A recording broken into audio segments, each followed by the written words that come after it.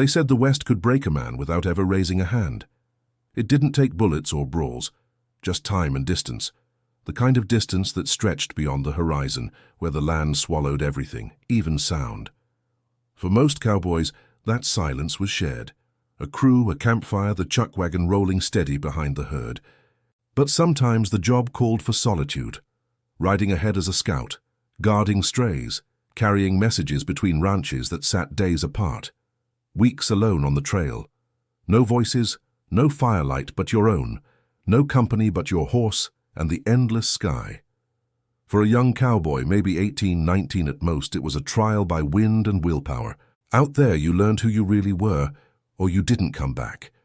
The morning started cold, colder than a man expected after days of sun. Breath fogged in the air, and the dew froze silver on your saddle. You'd wake stiff, wrapped in a wool blanket, damp with night, your body aching from the ground beneath you. The first sound was always your horse, the soft snort, the shift of hooves. Then the wind, always the wind. There was no need for words. The trail spoke its own language, the groan of leather, the creak of the saddle, the click of a hoof against rock. Small reminders that you weren't completely alone. Breakfast was quick, coffee if you had enough left, jerky if it hadn't gone hard as bone. Sometimes you'd heat beans in a tin and eat straight from the can, spoon-scraping metal. Then you'd pack up camp, saddle your horse, and start riding before the sun cleared the hills. The loneliness hit hardest after the first few days. At first, it felt like freedom. No orders, no noise, no one breathing down your neck. But freedom has edges. By the fifth sunrise, the silence turned heavy. The mind began to talk back. You'd start thinking about things you hadn't thought about in years. Your mother, his voice calling you to supper, the girl you never said goodbye to, the fights you should have walked away from.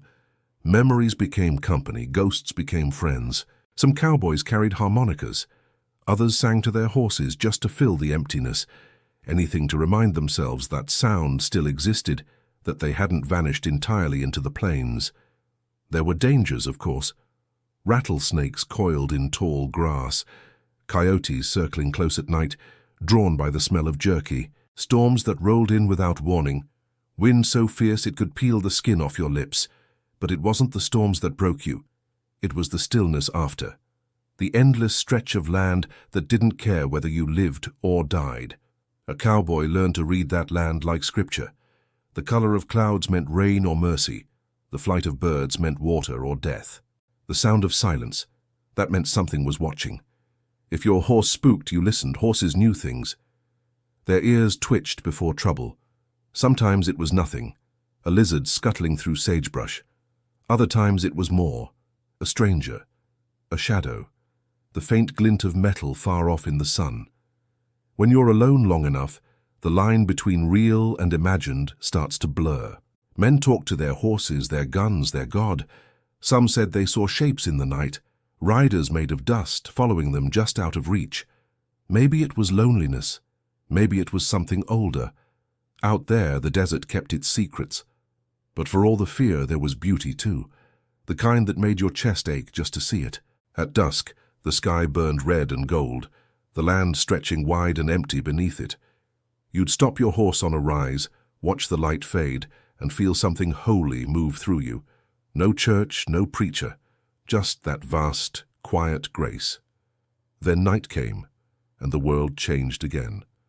The stars were so many they looked like dust scattered across black velvet.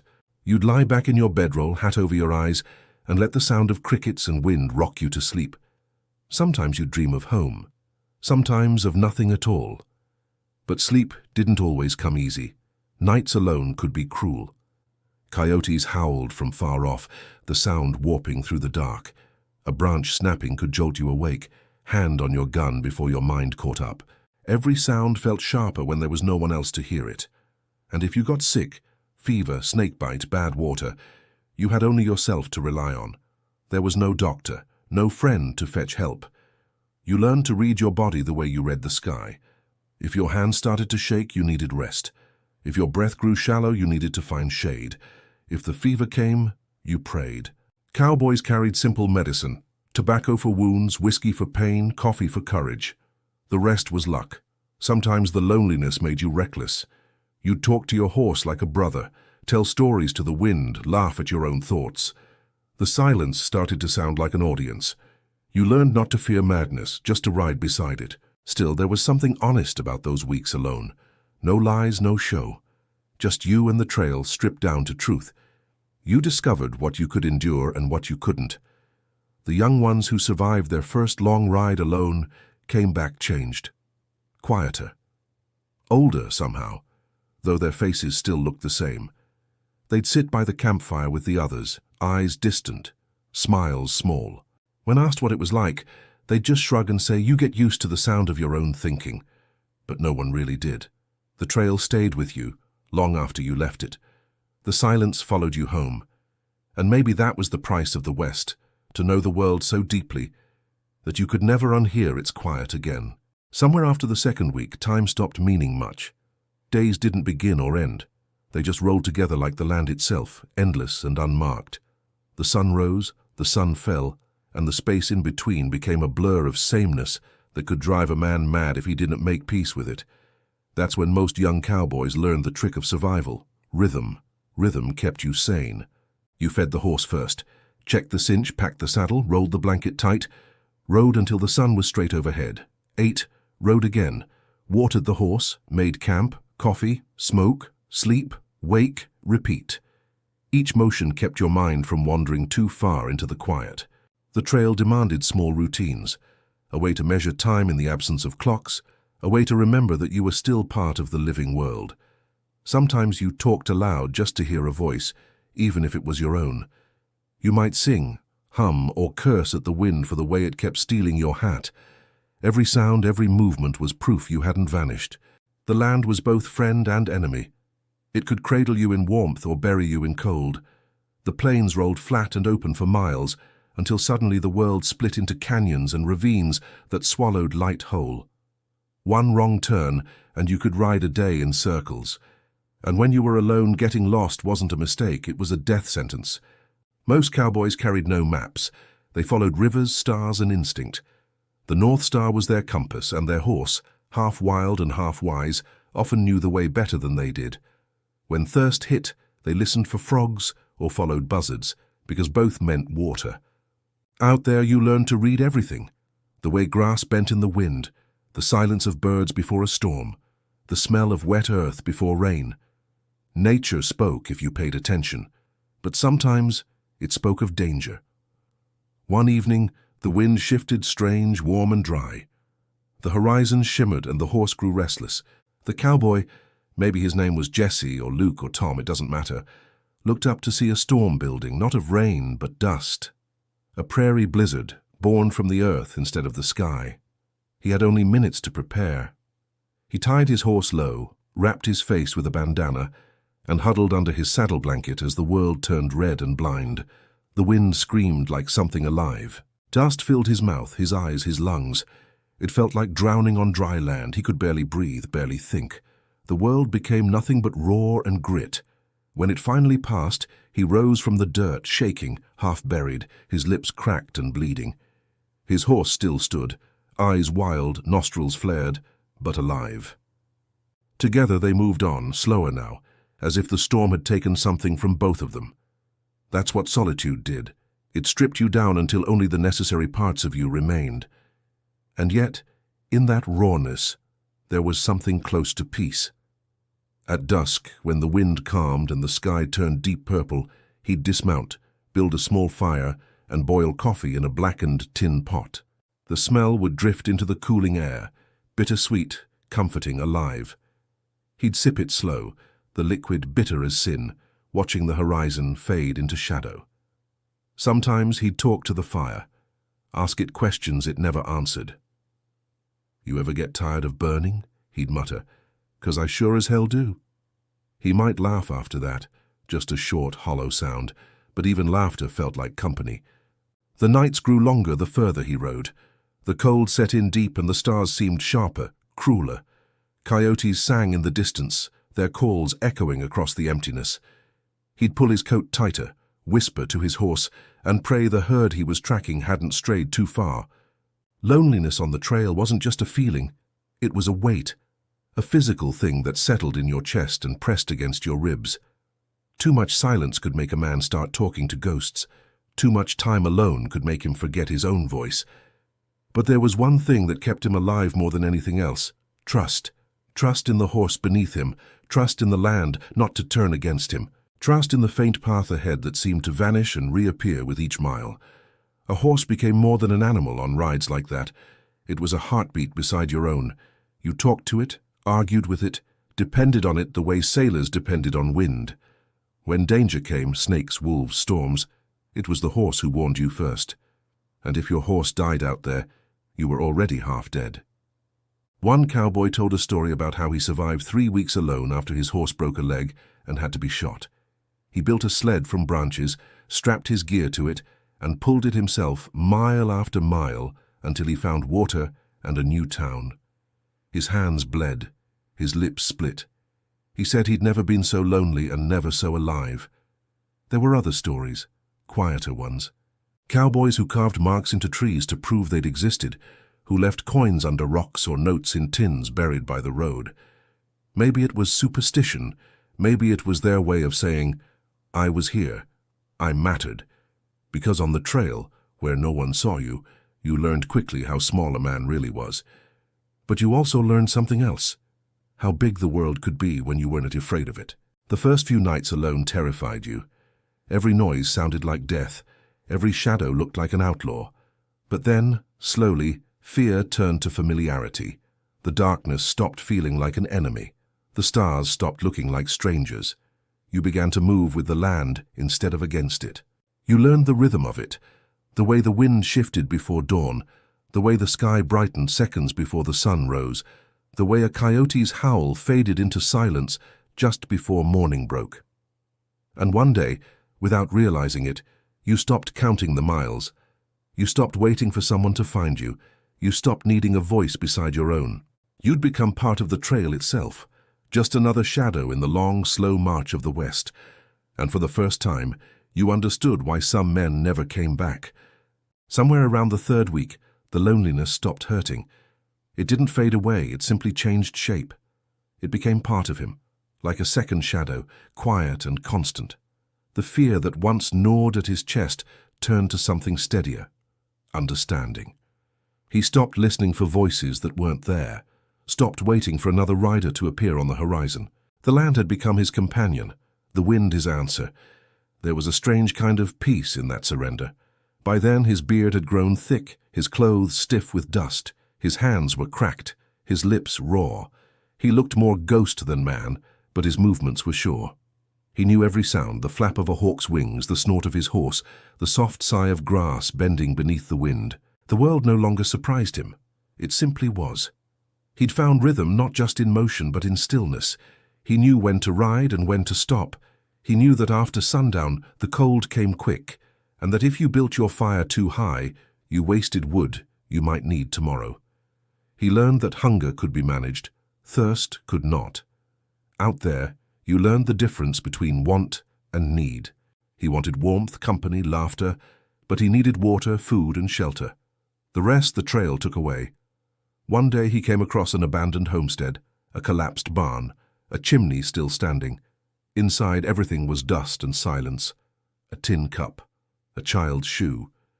He stood there a long time, wondering who they were, where they'd gone, what had taken them. Then he saw it, carved into the stone hearth, just 2 words: still here.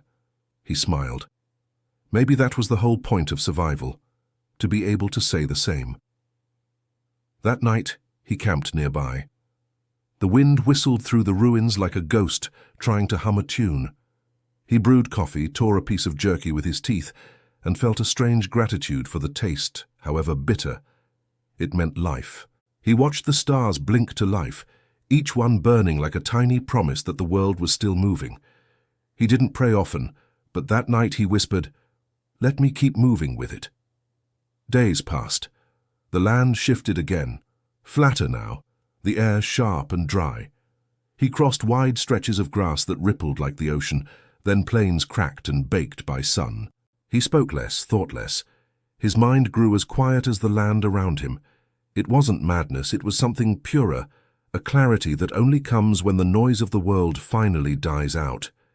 He began to notice the small things, the way the morning dew sparkled on the horse's mane, the way his own heartbeat synced with the rhythm of hoofbeats, the way the air smelled different before a storm, metallic, heavy, alive. The trail was no longer his enemy. It was his teacher. He learned patience. You couldn't rush the land. You couldn't force the sky. You moved when the time was right, and you stopped when it wasn't. He learned humility. You weren't in charge out here, the earth was, and most of all, he learned presence. Every breath mattered. Every sip of water, every bite of food, every flicker of flame. When you had so little, everything became sacred.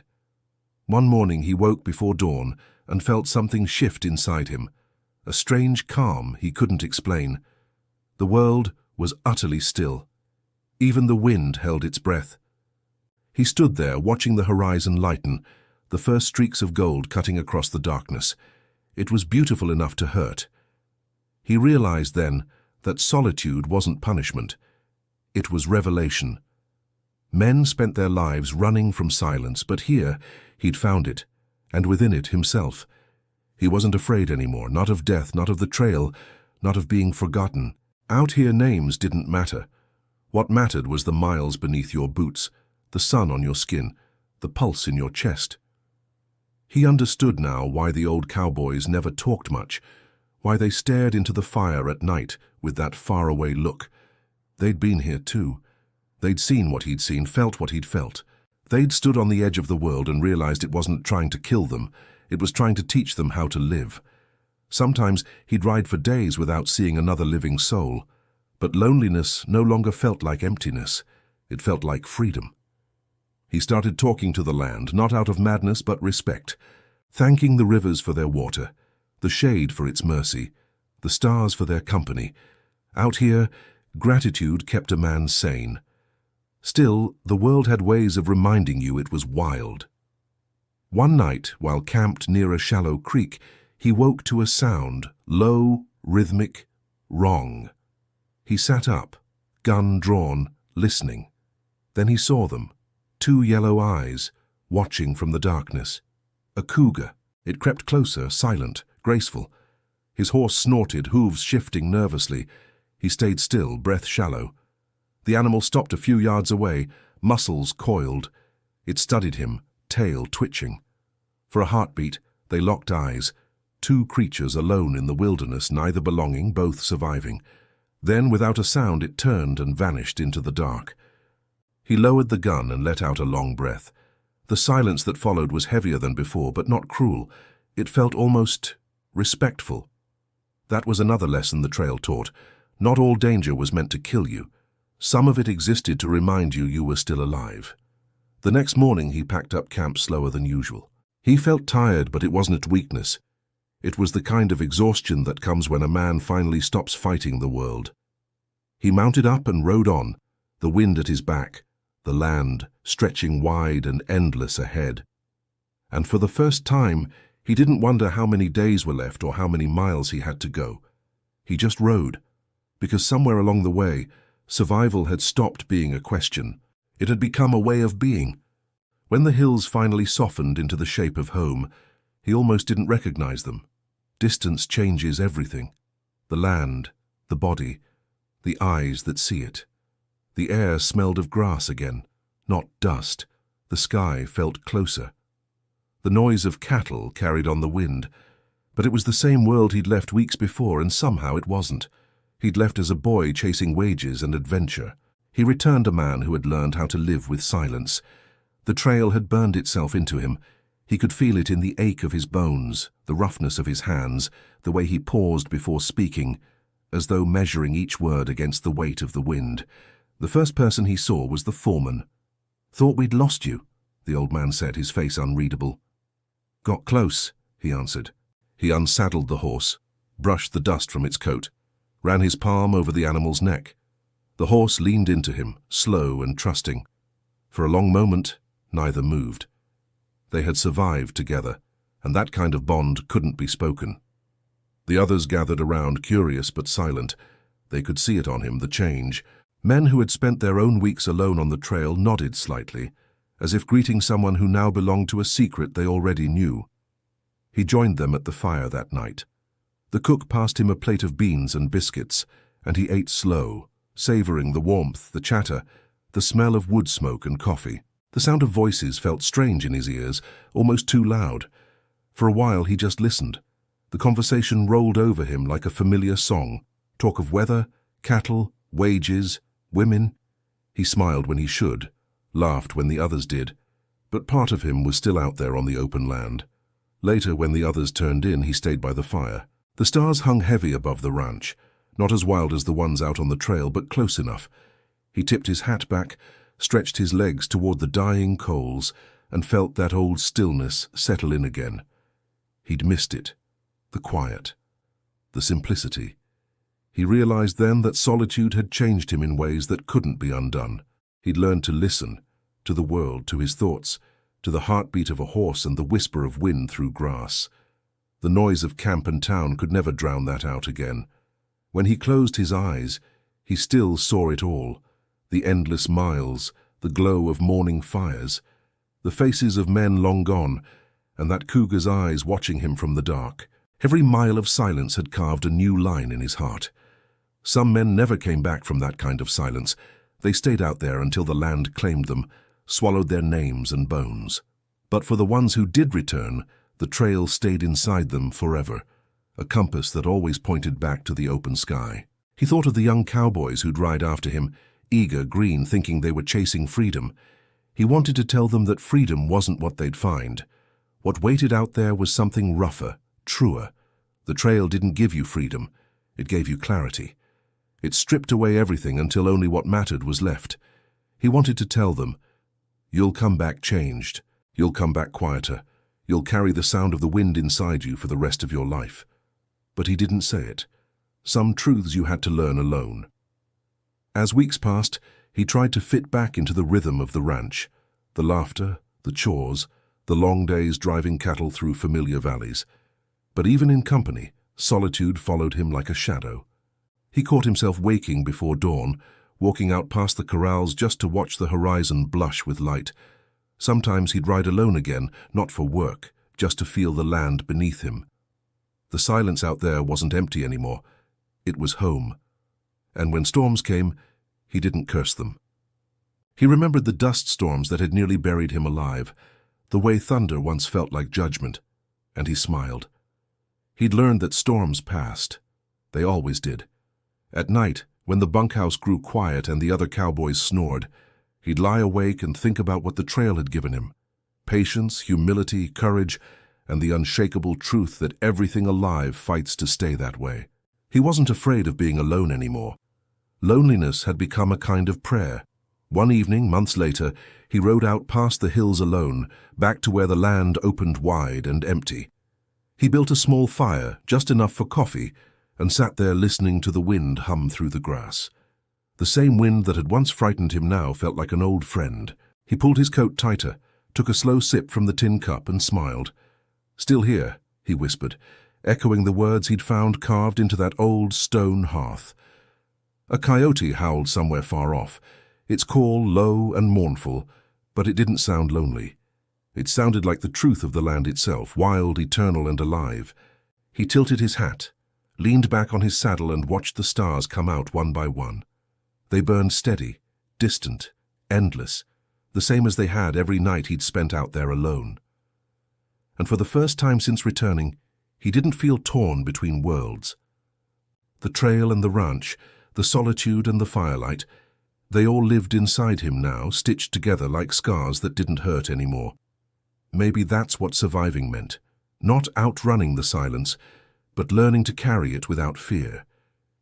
He closed his eyes and let the night take him, the fire crackling low, his horse grazing softly nearby. The smell of coffee and dust lingered in the air. The trail wasn't behind him, it was a part of him. And as the wind swept across the plains, whispering through sage and stone, it sounded almost like a voice, familiar, gentle, eternal. "Keep riding,"